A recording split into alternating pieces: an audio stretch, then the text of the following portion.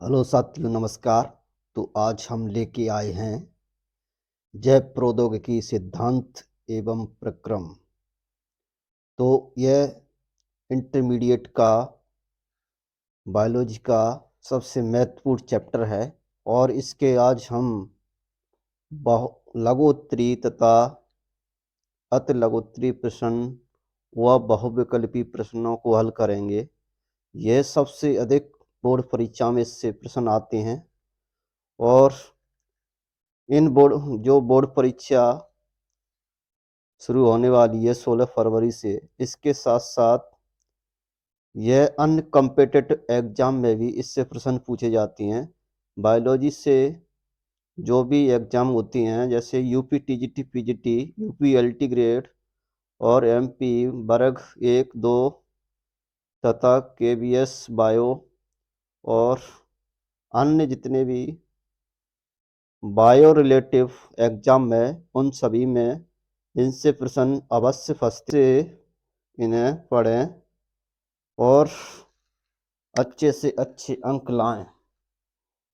तो आशा करता हूँ आप सभी स्वस्थ होंगे और अपनी पढ़ाई में व्यस्त होंगे, क्योंकि अब वो टाइम आ गया है जो आपको पढ़ाई के लिए अधिक से अधिक प्रेरित करेगा। क्योंकि जमीर जिंदा रख, कबीर जिंदा रख, बन जाए सुल्तान तो दिल में फकीर जिंदा रख। हौसलों के तरकस में कोशिश का वो तीर जिंदा रख। हार जाए जिंदगी में सब कुछ, हार जाए जिंदगी में सब कुछ, मगर फिर से जीतने की उम्मीद जिंदा रख। अतः आप सभी अपनी मेहनत को लगातार कीजिए और अच्छे से अच्छे अंक प्राप्त कीजिए। तो आज देखते हम जैव प्रौद्योगिकी सिद्धांत एवं प्रक्रम के लघुत्तरी प्रश्न। तो पहला ही प्रश्न है, अर्धसूत्री विभाजन को ध्यान में रखते हुए क्या आप बता सकते हैं कि पुनर्योगज डीएनए किस अवस्था में बनती हैं? तो अर्धसूत्री विभाजन यह होता है, इसे मियोसिस विभाजन भी कहती है। मियोसिस विभाजन। इसमें क्या होता है, एक पेरेंट सेल से 4 डॉटर सेल का निर्माण होता है। एक जनकी कोशिका से 4 पुत्री कोशिकाओं का या एक पेरेंट सेल से 4 डॉटर सेल का निर्माण होता है, उसे हम मियोसिस कहते हैं। तो मियोसिस में गुणसूत्रों की जो पैकिटिन गुणसूत्र यानी अर्धसूत्री विभाजन में फर्स्ट में पैकिटिन अवस्था होती है। तो इस अवस्था में जो भी गुणसूत्र होते हैं उनमें ऐसे गुणसूत्र होते हैं, तो उनमें गुणसूत्रों में जो खंड होते हैं उनकी अदला बदली हो जाती है। तो इन खंडों को ही हम अदला बदली को ही हम क्रॉसिंग ओवर या जीन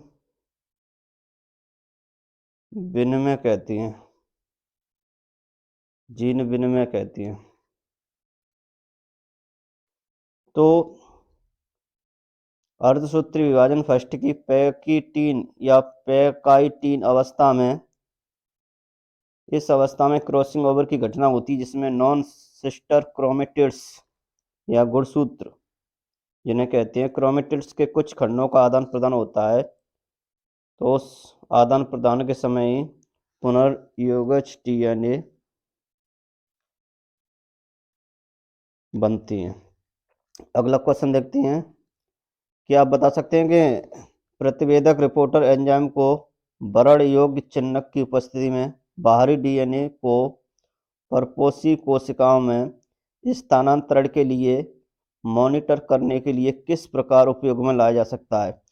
तो बरण योग्य चिह्नक की तरह प्रतिवेदक जीन प्रतिवेदक जीन द्वारा भी बाहरी डीएनए के परपोषी कोशिका में स्थानांतरण का पता लगाया जा सकता है। तो जो भी प्रतिवेदक जीन के द्वारा बाहरी डीएनए के परपोषी कोशिका में स्थानांतरण का पता लगाया जा सकता है। विदेशी जीन के साथ रिपोर्टर जीन भी वाहक डीएनए के साथ जुड़ा हो तो विदेशी जीन के परपोषी कोशिका में पहुंचने की सूचना रिपोर्टर जीन द्वारा मिल सकती है। जैसे जेलीफिश में हरे प्रदीप्त प्रोटीन को कोड करने वाला लैक जेड जीन एक प्रतिवेदक जीन का ही उदाहरण है। तो अगला देखते हैं।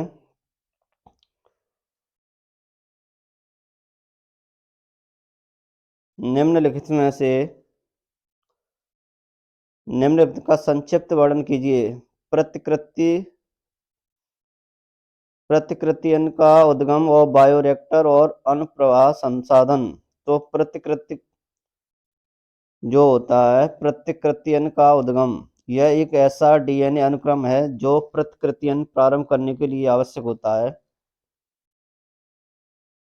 आनुवंशिक अभियांत्रिकी में काम आने वाले वाहक में सेल्फ रेप्लिकेशन कहते हैं इसे इंग्लिश में। प्रतिकृतियन यानी सेल्फ रेप्लिकेशन का उद्गम होना आवश्यक होता है।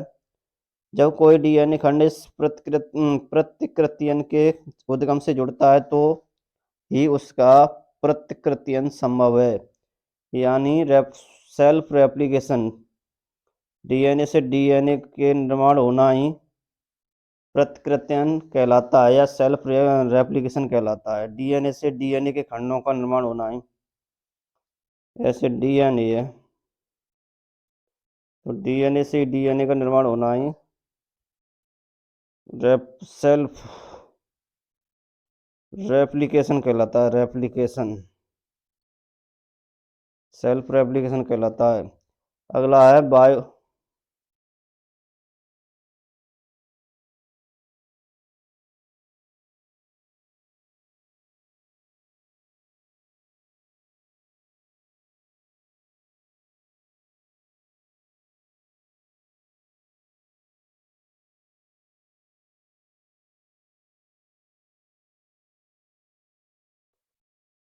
बायोरिएक्टर।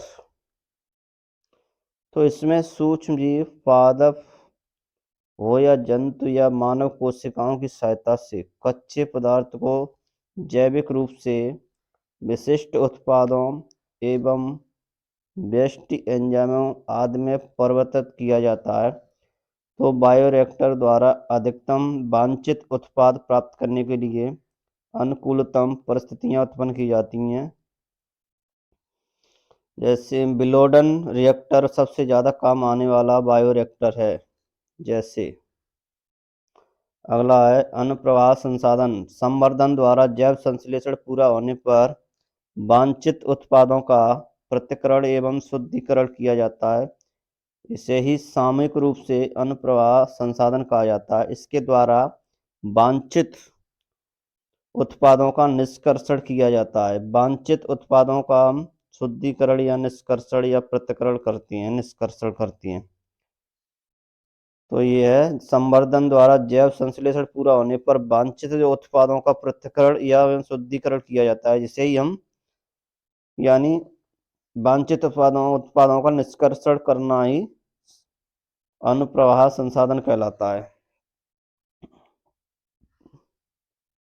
तो अगला है संक्षेप में बताइए पीसीआर। तो पीसीआर का फुल फॉर्म होती है पॉलीमरेज श्रृंखला अभिक्रिया। पीसीआर के अंतर्गत डीएनए पॉलीमरेज एंजाइम की सहायता से डीएनए के छोटे से खंड से कुछ ही घंटों में करोड़ों प्रतिलिपियां बनाई जा सकती हैं, क्लोन बनाई जा सकती हैं। तो पीसीआर की सहायता से यानी पीसीआर में जो डीएनए पॉलीमरेज एंजाइम पाया जाता है उसकी सहायता से डीएनए के छोटे खंडों से कुछ ही घंटों में करोड़ों उसकी क्लोन बनाई जा सकती हैं, प्रतिलिपियां बनाई जा सकती हैं, तो उसे ही हम पीसीआर कहते हैं, यानी पीसीआर, पॉलीमर श्रृंखला अभिक्रिया। अगला है प्रतिबंधन एंजाइम व डीएनए। प्रतिबंधन एंजाइम मूलतः प्रोकैरियोटिक कोशिकाओं में पाई जाती हैं। इनका उपयोग आनुवंशिक अभियांत्रिकी में किया जाता है। आनुवंशिक अभियांत्रिकी में किया जाता है। और डीएनए को, यह एंजाइम डीएनए को विशिष्ट स्थानों से काटने के लिए होता है। इसीलिए इस एंजाइम को डीएनए की आणविक कैंची या डीएनए का चाकू भी कहते हैं। वाहक एवं वांछित डीएनए को एक ही प्रतिबंधन एंजाइम से काटा जाता है। अगला है काइटिनेज। यह एंजाइम की सहायता से कवक कोशिकाओं को संसाधित करके उनका लयन किया जाता है। इससे इन कोशिकाओं का डीएनए बाहर आ जाता है और इन डीएनए को प्रतिबंधन एंजाइम द्वारा काटकर वांछित डीएनए खंड अलग कर लिया जाता है। अगला है निम्न में से बीच में अंतर बताइए। तो इसमें प्लाज्मिड डीएनए, गुणसूत्र डीएनए। तो प्लाज्मिड डीएनए तो वृत्ताकार होते हैं, वृत्ताकार, और ये इनका आकार अपेक्षाकृत बड़ा होता है, और ये अपेक्षाकृत छोटे होते हैं। दूसरा है इनका भाग के रूप में उपयोग होता है, इन्हें भाग के रूप में उपयोग नहीं, इनका उपयोग भाग के रूप में नहीं होता है। इनका वाहक वेक्टर के रूप में उपयोग होता है। यह अतिरिक्त गुणसूत्री रचना होती हैं, यह मुख्य गुणसूत्री रचना होती हैं। तो यह जीवाणुओं में पाई जाती हैं, जीवाणुओं में। और गुणसूत्र सभी जीव जंतुओं में पाई जाती हैं, पादपों में, सभी जीवधारियों में पाई जाती हैं। आरएनए डीएनए में अंतर। आरएनए का पूरा नाम राइबोज न्यूक्लिक अम्ल है। डीएनए का पूरा नाम डीऑक्सी राइबोज न्यूक्लिक अम्ल है। तो आरएनए में राइबो शर्करा पाई जाती है, डीएनए में डीऑक्सी राइबो शर्करा पाई जाती है। डीएनए फ्राई एक सूत्री, वो आरएनए फ्राई एक सूत्री होता है, डीएनए फ्राई डबल या दो सूत्री होता है। और आरएनए में नाइट्रोजन क्षारक एडेनिन, ग्वानिन, यूरेसिल, साइटोसिन पाया जाता है, जबकि डीएनए में एडेनिन, ग्वानिन, थाइमिन, साइटोसिन पाया जाता है। आरएनए आकार छोटा होता है और डीएनए का आकार बड़ा होता है। आरएनए आनुवंशिक पदार्थ नहीं होता है, डीएनए आनुवंशिक पदार्थ होता है, आनुवंशिक पदार्थ होता है। अगला देखते हैं एक्सोन्यूक्लियेज तथा एंडोन्यूक्लियेज। इसे एक्सोन्यूक्लियेज कहेंगे, वह एंडोन्यूक्लियेज में अंतर। तो एक्सोन्यूक्लियेज या डीएनए के सिरे से न्यूक्लियोटाइडों को काटता है।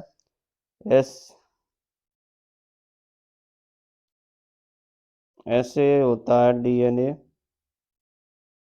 तो एक्सोन्यूक्लियेज एंजाइम होता है, वो डीएनए के न्यूक्लियोटाइडों को सिरे से काटता है, और जबकि जो एंडोन्यूक्लियेज होता है, एंजाइम होता है, वो डीएनए को बीच से काटता है, बीच से, ये सिरे से काटता है। तो अगला देखते हैं अतिलघुत्री प्रश्न है। तो पीबीआर 322 क्या है? तो यह एक प्लाज्मिड है जिसका उपयोग आनुवंशिक इंजीनियरिंग में वेक्टर के रूप में किया जाता है। अगला है जैव प्रौद्योगिकी किसे कहती हैं? सूक्ष्म जीवों, जंतु एवं पादप कोशिकाओं या उनके अवयवों के नियंत्रित उपयोग से मानव के लिए उपयोगी उत्पादों या सेवाओं के उत्पादन को जैव प्रौद्योगिकी कहते हैं। यानी सूक्ष्म जीवों के द्वारा जो भी प्राप्त उत्पादों का उपयोग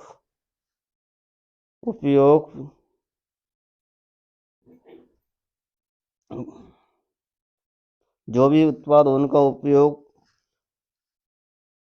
आनुवंशिक रूप से या आनुवंशिक अभियांत्रिकी किसे कहती हैं? अगला है आनुवंशिक अभियांत्रिकी किसे कहती हैं?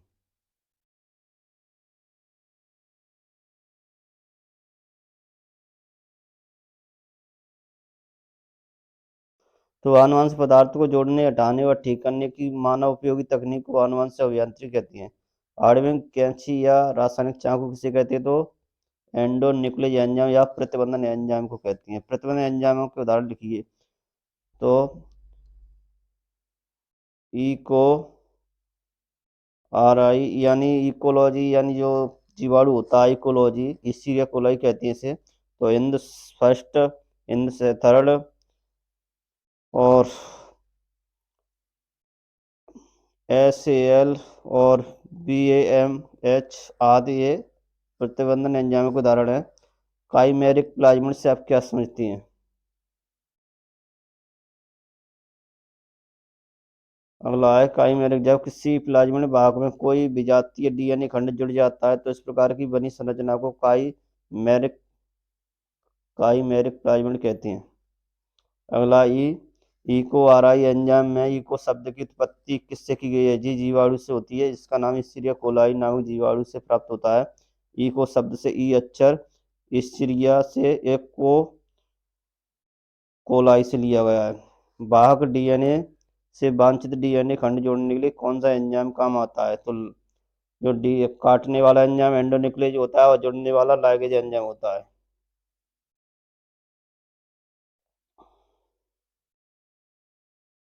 अगला है टेक DNA पॉलीमरेज एंजाइम किस तापमान में अधिक सक्रिय होता है? तो 72 डिग्री सेल्सियस पर। अगला कौन सी विधि है जिसमें DNA के छोटे से टुकड़े से कुछ ही घंटों करोड़ों प्रतिलिपियां बनाई जाती? तो polymerase chain reaction PCR. Bioreactor का महत्व लिखिए। इसके द्वारा बड़े पैमाने पर परपोषी कोशिकाओं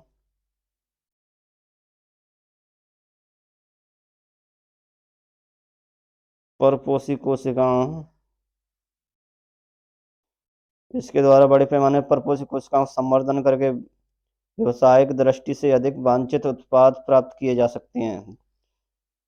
जीन गन द्वारा किस धातु से बने सूक्ष्म कणों पर DNA लपेटकर परपोषी कोशिका में प्रवेश कराया जाता है? तो सोना या टंगस्टन। अगला है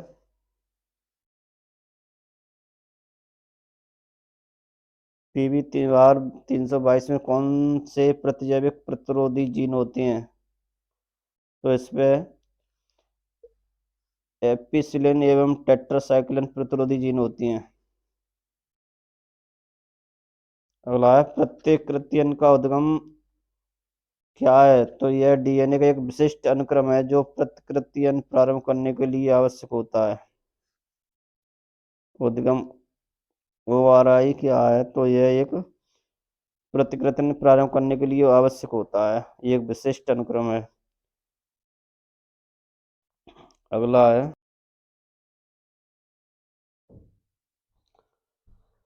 तो देखते हैं अगला, निम्नलिखित शब्दों का विस्तार लिखिए। GMO GMO का फुल फॉर्म है, पूरा नाम है जेनेटिकली मॉडिफाइड ऑर्गेनिज्म, जिसे हिंदी में आनुवांशिक रूपांतरित जीव कहते हैं। और अगला है EFV, तो इसे फुल फॉर्म है इसकी the European federation of biotechnology. The European federation of biotechnology PCR। इसका पूरा नाम है पॉलीमरेज चेन रिएक्शन, पॉलीमरेज श्रृंखला अभिक्रिया। अगला है PBR का फुल फॉर्म है, तो इसका है प्लाज्मिड बोलीवार रॉड्रिगेज, ऐसे प्लाज्मिड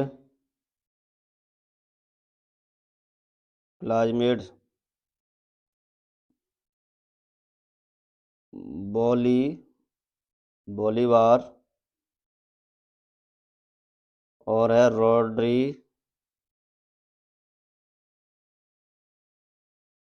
रॉड्रिगेज, ये पूरा नाम है PBR का, जो एक जीवाणु के द्वारा कृत्रिम वेक्टर है, जिसे एक जीवाणु से प्राप्त किया जाता है। और इकोलाई का पूरा नाम है इस्चरिया कोलाई, यह भी एक जीवाणु है। ईस्चीरिया कोलाई। तो अगला देखते हैं वस्तुनिष्ठ प्रश्न या ऑब्जेक्टिव प्रश्न क्वेश्चन। तो लक्ष्य ऊतक में ट्रांसजीन की ट्रांसजेनिक अभिव्यक्ति निर्धारित होती है। तो इसका बी सही है, रिपोर्टर जीन द्वारा, यानी रेस्ट्रिक्शन एंडोन्यूक्लियस स्मिथ तथा नॉर्थ के द्वारा खोजा गया। इसका उपयोग आनुवंशिक अभियांत्रिकी में बायोसीजर के रूप में या रिपोर्टर के रूप में किया जाता है, रिपोर्टर के द्वारा। अगला है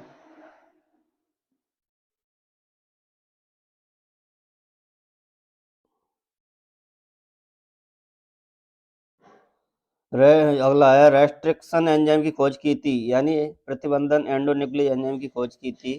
तो इसका बी सही है, स्मिथ तथा नॉर्थ ने।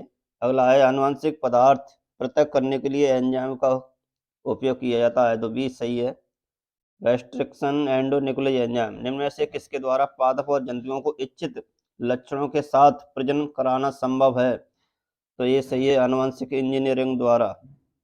इसका ये सही है, आनुवंशिक इंजीनियरिंग द्वारा। अगला है आनुवंशिक अभियांत्रिकी में प्रयोग होने वाले दो महत्वपूर्ण बैक्टीरिया। तो इसका बी सही है, ईस्चीरिया कोलाई एवं एग्रोबैक्टीरियम। तो देखते हैं अगला।